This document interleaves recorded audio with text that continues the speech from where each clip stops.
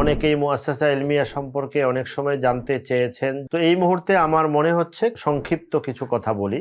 সবচেয়ে বড় যেটি আনন্দ, গর্ব এবং তৃপ্তির বিষয় সেটি হলো কিফায়াতুল মুক্তাদি হযরত মাওলানা আব্দুল মতিন সাহেব দামাত বারাকাতুহুমের প্রায় ২০-২৫ বছরের সাধনা তিরমিজি শরীফের ব্যাখ্যা গ্রন্থ। আলহামদুলিল্লাহি রাব্বিল আলামিন ওয়াসসালাতু ওয়াসসালামু আলা সাইয়্যিদিল আম্বিয়া ওয়াল মুরসালিন ওয়া আলা আলিহি ওয়া সাহবিহি আজমাইন, আম্মা বা'দ। মুআসসাসা ইলমিয়াত বাংলাদেশ থেকে প্রকাশিত কিফায়াতুল মুক্তাদির ১৭তম খণ্ড প্রকাশের এই মুহূর্তে আমি আল্লাহ পাক রব্বুল আলামিনের শুকর আদায় করছি। আর বিশেষ করে অনেকেই মুআসসাসা ইলমিয়া সম্পর্কে অনেক সময় জানতে চেয়েছেন, জানতে চান। বিস্তারিতভাবে কখনোই বলা হয়নি বা বলার সুযোগ হয়নি, বলার হিম্মতও হয়নি। আসলে তেমন কিছুই তো আমরা করার সুযোগ পাইনি। তো এই মুহূর্তে আমার মনে হচ্ছে সংক্ষিপ্ত কিছু কথা বলি। আসলে মুআসসাসা ইলমিয়া বাংলাদেশ একটি সম্পূর্ণ ওয়াকফিয়া খালেস দ্বীনি ইদারা বা প্রতিষ্ঠান। দ্বীনি শিক্ষার তামিম সব শ্রেণীর মানুষের মধ্যে দ্বীনি শিক্ষা কিভাবে পৌঁছে দেওয়া যায়, বিশেষায়িত শিক্ষা বা মাদ্রাসার ছাত্রদের জন্য শিক্ষার বিষয় তো আছেই, এর বাইরে অন্য বাকি রয়ে যাওয়া শ্রেণীর মধ্যেও দ্বীনি শিক্ষার বিস্তার ঘটানো, রচনা গবেষণা, দ্বীনি বিষয়ে প্রয়োজনীয় রচনা, বই গ্রন্থ রচনা তৈরি করা, প্রয়োজনে সাধ্যমতো গবেষণা কর্ম তৈরি করা এবং দ্বীনি ব্যাপক অর্থে দ্বীনি দাওয়াতি কাজে অংশগ্রহণ করা। তিনটি মৌলিক উদ্দেশ্য নিয়ে প্রায় ৬ বছর আগে মুআসসাসা ইলমিয়ার আনুষ্ঠানিক সূচনা হয়। মুআসসাসা ইলমিয়া বাংলাদেশের নাম নির্বাচনের ক্ষেত্রে আমি হযরত মাওলানা আমাদের উস্তাদ ও মুরব্বী মাওলানা আব্দুল মালেক সাহেব দামাত বারাকাতুহুমের কাছে কয়েকটি নাম প্রস্তাব করেছিলাম। এর মধ্যে হুজুর মুআসসাসা ইলমিয়া বাংলাদেশ নামটি পছন্দ করেছেন, নির্বাচন করে দিয়েছেন। এখান থেকে আমরা এই নামটি গ্রহণ করি। হযরতুল উস্তাদ আমার আরেক বিশেষ মুরব্বী, যার অনেক ইহসান আমার উপরে আছে, আমাদের উপরে আছে, হযরত মাওলানা আবুল বাশার মুহাম্মদ সাইফুল ইসলাম সাহেব দামাত বারাকাতুহুম। তার কাছে আমরা দরখাস্ত করি মুআসসাসা ইলমিয়ার সামগ্রিক জিম্মাদারি দায়িত্ব গ্রহণ করার, আমাদের উপরে ছায়া হয়ে থাকার। তো তিনি আলহামদুলিল্লাহ আমাদের এই দরখাস্ত আবেদন গ্রহণ করে মুআসসাসা ইলমিয়ার কেন্দ্রীয় এবং সামগ্রিক দায়িত্ব গ্রহণ করেছেন। সেই হিসেবে তিনি আমাদের এর প্রধান হিসেবে আমরা তাকে পৃষ্ঠপোষক হিসেবে, এমনকি মৌলিকভাবে প্রধান মহাপরিচালক হিসেবে তাকে আমরা পেয়েছি। আমরা সৌভাগ্যবান আলহামদুলিল্লাহ।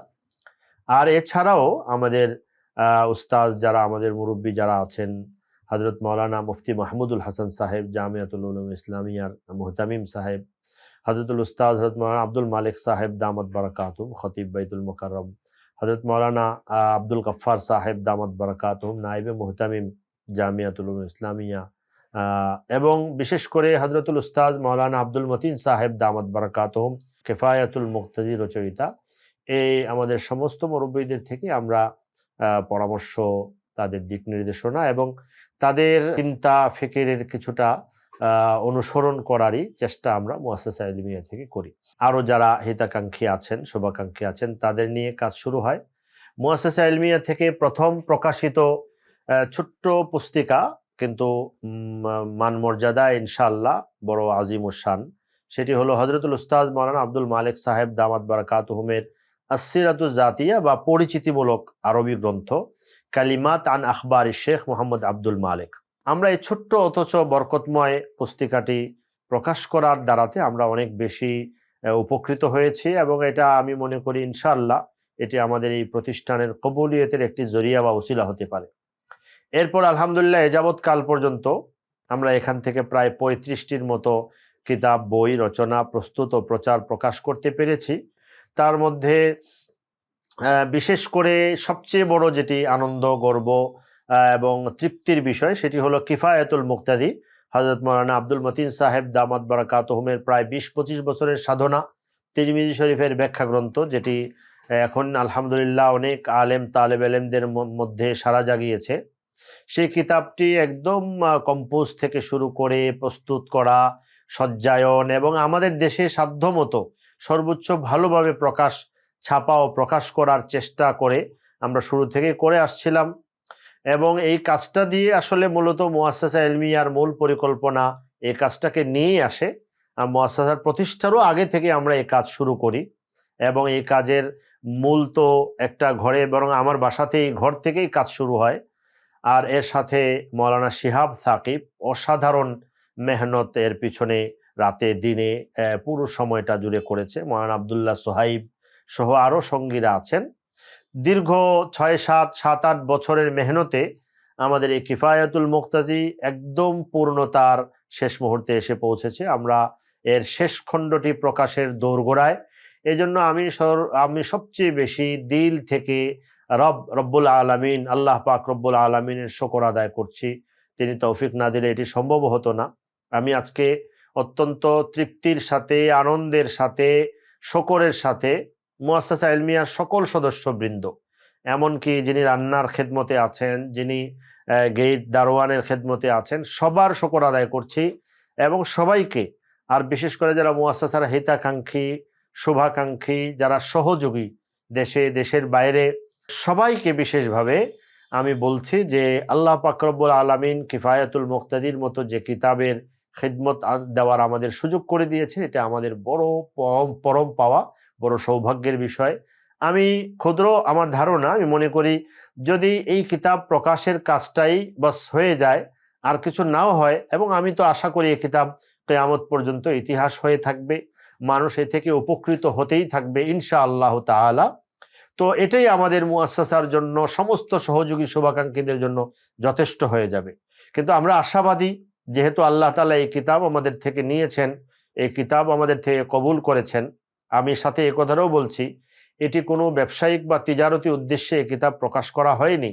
কারণ এই কিতাবের পিছনে যে শ্রম, যে সময়, যে অর্থ, যে পরিমাণ ব্যয় হয়েছে, সেটি ব্যবসায়িক উদ্দেশ্যের সাথে আসলে যায় না। তো খালেস খিদমতের উদ্দেশ্যেই করা হয়েছে। যারা সহযোগিতা করেছেন, যারা সঙ্গে ছিলেন, যারা মহব্বতের সাথে সহযোগিতা করেছেন, সবাইকে বলছি এটা ইনশাল্লাহ আমরা আশাবাদী যে এটি কবুলিয়তের একটা নিদর্শন, এবং আল্লাহ তাআলা আশা করি আমাদের থেকে আরো বড় কাজ ইনশাল্লাহ নেবেন। তো এটি একটি কাজ আলহামদুলিল্লাহ চলছে। আমরা এক্ষেত্রে আরো গুরুত্বপূর্ণ কাজ আঞ্জাম দিতে চাই।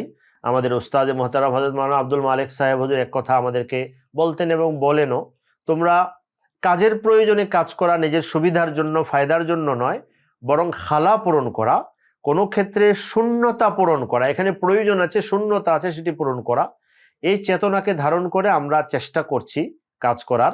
তো এক্ষেত্রে রচনা গবেষণার কাজ চালু আছে। আমরা এক্ষেত্রে আরো অনেক কিছুর মুহতাজ, আল্লাহ পাক ব্যবস্থা করে দেন। আমরা শিক্ষা বিস্তারের জন্য বয়স্কদের, পেশাজীবীদের, স্কুলগামী শিশুদের জন্য শেখার জন্য আমরা আফটার স্কুল মক্তবের খেদমত এবং কাজগুলো করার চেষ্টা করছি। এলাকার বাচ্চাদের জন্য অনাবাসিক ভালো হিফজ ব্যবস্থার, শিক্ষা ব্যবস্থার চেষ্টা করছি, যাতে এক্ষেত্রে যত ধরনের বিভিন্ন জটিলতা আছে, সেই জটিলতা কাটিয়ে এই শিক্ষা ব্যবস্থাটাকে আরো সহজতর করা যায়, এই চেষ্টাও আমরা করছি। আমরা অনলাইনে দাওয়াতি, তালিমি আরো বিভিন্ন পরিকল্পনা নিয়ে সামনে এগুতে চেষ্টা করছি। আমাদের শুভাকাঙ্ক্ষী সঙ্গী মুহিব্বিন যারা আছেন, যারা চেষ্টা করছেন, তাদের সবার কাছে আমি বিশেষভাবে দোয়া চাই, আল্লাহ তাআলা যেন কবুল করেন, আল্লাহ তাআলা যেন তৌফিক দেন, আল্লাহ তাআলা যেন সমস্ত কিছুর ব্যবস্থাও করে দেন, আল্লাহ যেন আমাদেরকে দ্বীনি প্রয়োজন, দিনদারদের প্রয়োজন, মুসলমানদের প্রয়োজন, ইমানদারদের প্রয়োজন পূরণে ইখলাসের সাথে এগিয়ে আসার, এগিয়ে যাওয়ার তৌফিক দান করেন। আল্লাহ এই ধরনের সমস্ত প্রতিষ্ঠান, যেগুলো ওয়াকফিয়া, খালেস দ্বীনি বা যে কোনো ধরনের দ্বীনি প্রতিষ্ঠানগুলোকে আল্লাহ কবুল করেন। আমাদের মুরব্বীদের, উস্তাজদের ছায়াকে আল্লাহ তাআলা আমাদের উপর আরো দীর্ঘায়িত করে দেন। আমিন। ওয়া আখিরু দাওয়ানা আলহামদুলিল্লাহি রাব্বিল আলামিন।